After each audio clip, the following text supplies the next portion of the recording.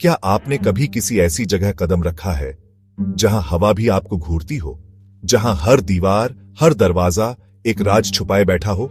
मैं सिर्फ एक पर्यटक था, पर मायटल्स प्लांटेशन का दरवाजा पार करते ही मैं एक और दुनिया में चला गया।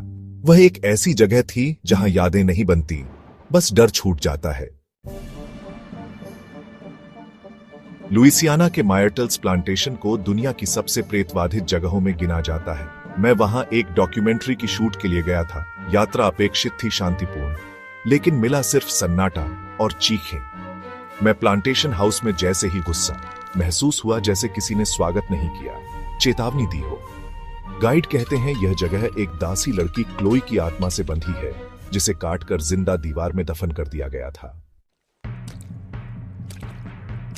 रात के 3 बजे हम ड्राइंग रूम में शूट कर रहे थे और अचानक एक सफेद आकृति खिड़की के बाहर से गुजरी। सब लोग स्तब्ध थे, लेकिन जब सीसीटीवी देखा गया, वह आकृति कैमरा के सामने से नहीं, पीछे से गुजरी थी।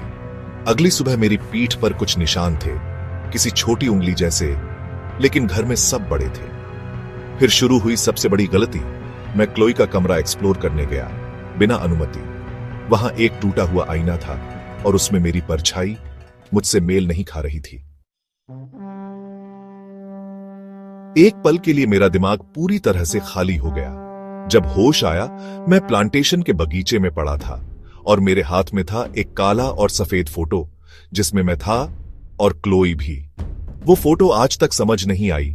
मैंने कभी ऐसे कपड़े पहने ही नहीं, उस जमाने के थे, और मेरे चेहरे पर डर नहीं, मुस्कान थी। गाइड ने कहा, कुछ यादें या तो बनाई जाती हैं या दी जाती हैं। शायद प्लांटेशन ने तुम्हें एक उपहार दिया है जो तुम वापस कभी नहीं कर पाओगे। मैं प्लांटेशन से वापस आ गया हूं, लेकिन कभी कभी रात में एक झंझर की आवाज होती है और वह फोटो का आईना अब भी बदलता है। मायटल्स प्लांटेशन में जो देखा, उसे भूलना नहीं मुश्किल है, नामुमकिन है।